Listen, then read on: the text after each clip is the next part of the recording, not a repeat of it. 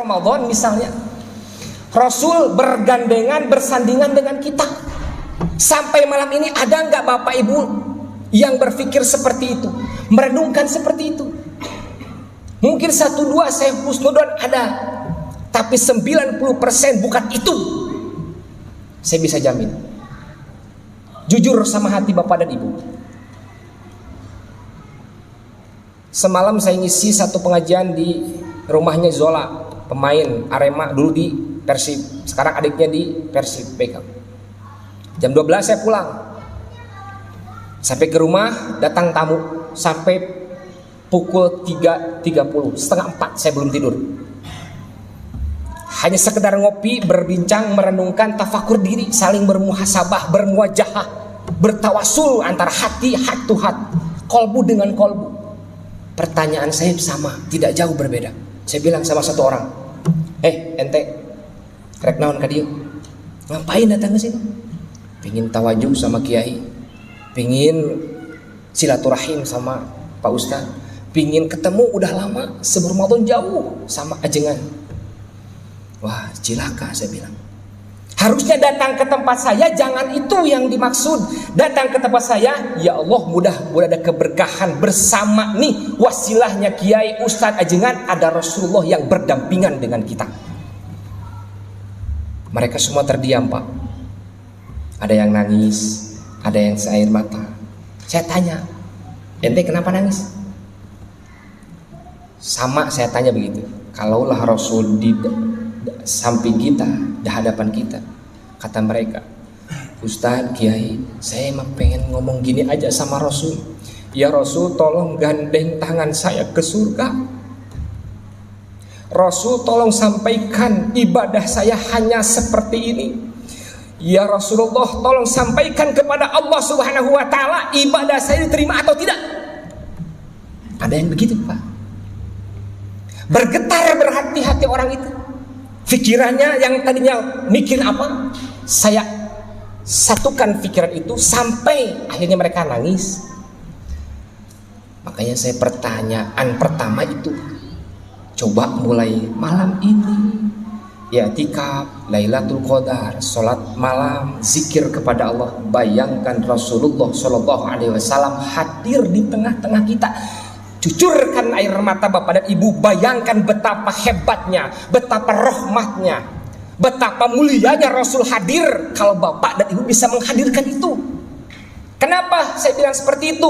Kita nggak bisa melihat Rasulullah, tapi nurnya Muhammad sampai kepada hatinya kita. Kalau kita connect dengan beliau, begitupun dengan Tuhan kita, Allah Rabbul Izzati.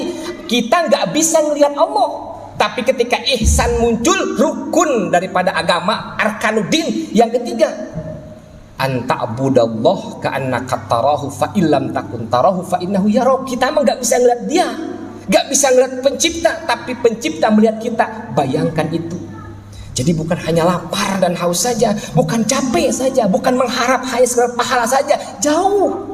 Bayangkan itu hadirin kaum muslimin wal muslimat. Semoga pertanyaan itu bisa memberikan atau membuka hati dan pikiran ibu dan bapak supaya lebih dekat dengan baginda Muhammad SAW. Hadirin kaum muslimin rahimakumullah. Ada makna daripada yang sering disebutkan tentang Lailatul Qadar yang saya baca ayat pertamanya tadi. Di mukadimah saya sampaikan itu, saya bacakan tadi, saya tilawahkan tadi. Dalam benak kita mungkin banyak yang menyampaikan, terdengar di telinga kita, oh malam Lailatul Qadar adalah malam 1000 bulan. Cukup begitu? Oh tidak. Saya buka tafsir Al-Imam Al-Maraghi, tebalnya luar biasa. Dulu saya selesaikan selama 6 tahun kitab Al-Maraghi itu. 6 tahun saya selesaikan, Pak. Saya buka ulang-ulang. Singkat cerita begini. Ini berhubungan dengan Lailatul Qadar. Kata beliau, makna Lailatul Qadar setidaknya ada 2. Satu yang berhubungan dengan inna anzalnahu fi lailatil qadr. Sungguh kami telah menurunkan Al-Quran. Berarti yang pertama, Lailatul Qadar berhubungan maknanya dengan turunnya Al-Quran. Ada surat Ad-Dukhan, ada surat Az-Zukhruf, banyak kaitannya.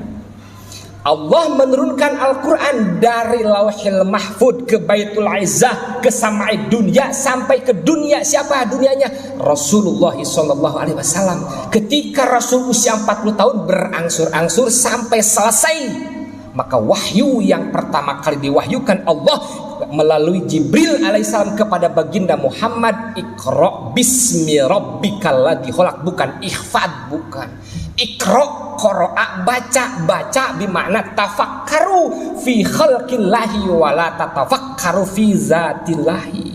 Gitu. Baca renung, baca pahami, baca amalkan, laksanakan. Kalaulah saya sering ngobrol sama jamaah di masjid yang lain, Pak udah berapa juz? Udah sampai Hud. Pak udah sampai apa? Surat Yasin. Pak sudah sampai, udah 3 kali khatam. Masya Allah luar biasa. Bagaimana maknanya?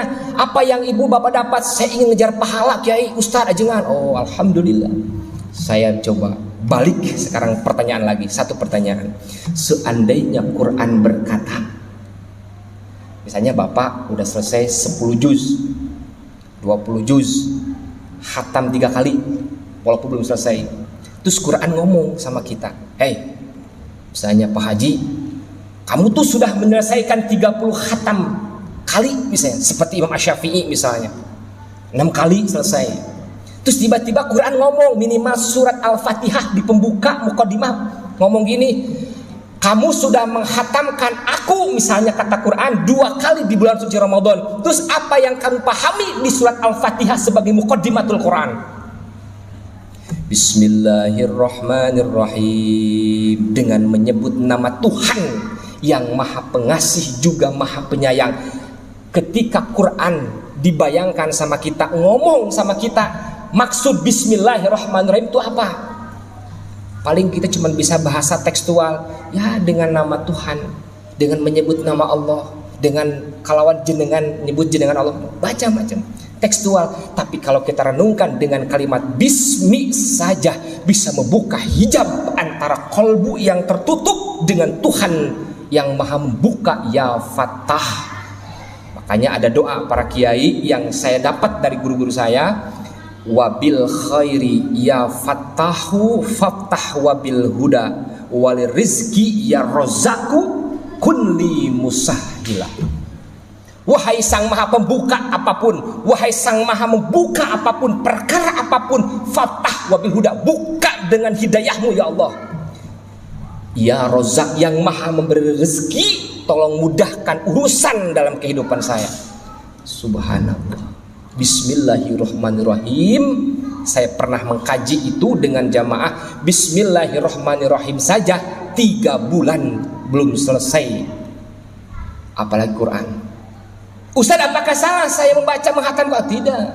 Silahkan hatamkan Quran dengan niat karena Allah, bukan sekedar mengejar pahala saja. Jadi hadirin kaum muslimin wal muslimat, makna Lailatul Qadar pertama ketika Allah menurunkan Al-Quran daripada Baitul Izzah sampai samai dunia secara menyeluruh, bahkan dari samai dunia sampai ke dunia Nabi Muhammad itu berangsur-angsur. Yang kedua, singkat, makna daripada Lailatul Qadar adalah malam 1000 bulan. Buka kitab Al-Mughni. Ibnu Qudamah pernah ditanya, wahai Syekh, apa maksud Lailatul Qadar menurut Anda? Beliau tulis dalam kitab Al-Mughni. Apa kata beliau? Ketika datang malam Lailatul Qadar, di situ Allah menentukan takdir manusia. Di situ Allah menentukan semua urusan manusia. Makanya orang mengejar pahala berbondong-bondong 10 hari terakhir datang ke masjid, tilawah yang banyak, zikir yang banyak. Kalau mengundang bercerita tentang amalan di Lailatul Qadar mah banyak. Yang sudah baca Quran, zikir segala macam. Saya pernah sampaikan di masjid yang lain begini kira-kira. Ustadz, apakah pertanyaannya begini? Apakah harus dari pagi sampai pagi? Saya bilang tidak. Kenapa tidak? Hati kita, pikiran kita, jasmani kita, ruhani kita bukan makomnya Rasulullah, bukan makomnya sahabat, bukan makomnya tabi'in, bukan makomnya atba'u tabi'in, juga bukan makomnya salafus soleh. Kita makomnya kita, tapi mengikuti salafus soleh, orang-orang yang sudah terdahulu, yang dekat dengan Allah. Bagaimana? cukup saya bilang begini, kalau dengan penuh kesibukan, ketidaksiapan, minimal antum kita duduk di masjid 1 jam, baca Quran, zikir sama Allah, renungkan itu jauh lebih baik daripada 1 malam penuh antum hanya tidur atau hanya 1-2 ayat, 1 juz 2 juz. Saya tidak pernah melarang, tapi saya sampaikan, ketika antum kita duduk 2 rakaat sholat, selesai itu berzikir kepada Allah Subhanahu wa taala, merenungkan seluruh kehidupan ini, itu jauh lebih baik daripada sholat sunnah 1000 rakaat. Allahu Akbar. Itulah kasih sayangnya Allah Subhanahu wa taala. Jadi hadirin kaum muslimin rahimakumullah, siapapun sampai akhir Ramadan, mudah-mudahan saya ambil hikmahnya saja. Orang yang mendapatkan Lailatul Qadar atau malam kemuliaan adalah orang yang setelah Ramadan akan terus akan terus melaksanakan ibadah yang dilaksanakan di bulan Ramadan. Minimal contoh, Ramadan sholat tarawih, nanti beres Ramadan tahajud jangan putus. Ramadan baca Quran 1 kali khatam, 2 kali khatam, beres Ramadan 1, 2 bahkan tambah, karena panjang, ada 11 bulan yang harus kita lakukan. Biasa Ramadan sholat duha, beres Ramadan duhanya tambahin. Selama Ramadan zikirnya ratusan ribuan, dekati Allah Subhanahu wa taala, nanti beres Ramadan tambah. Itulah orang yang mendapatkan kemuliaan dari Allah Subhanahu wa taala yang dimaksud dengan Lailatul Qadar. Hadirin kaum muslimin rahimakumullah, mudah-mudahan selepas Ramadan amalan kita tidak pernah putus, bahkan hati kita terus connect sama Allah Subhanahu wa taala, tidak ada hijab antara kita dengan beliau, dengan Nabi Muhammad SAW, bahkan senantiasa apa yang menjadi kehidupan kita bersandar melalui Nabi Muhammad sallallahu alaihi wasallam. Aqulu qouli hadza wa astaghfirullah li wa lakum. Wassalamualaikum warahmatullahi wabarakatuh.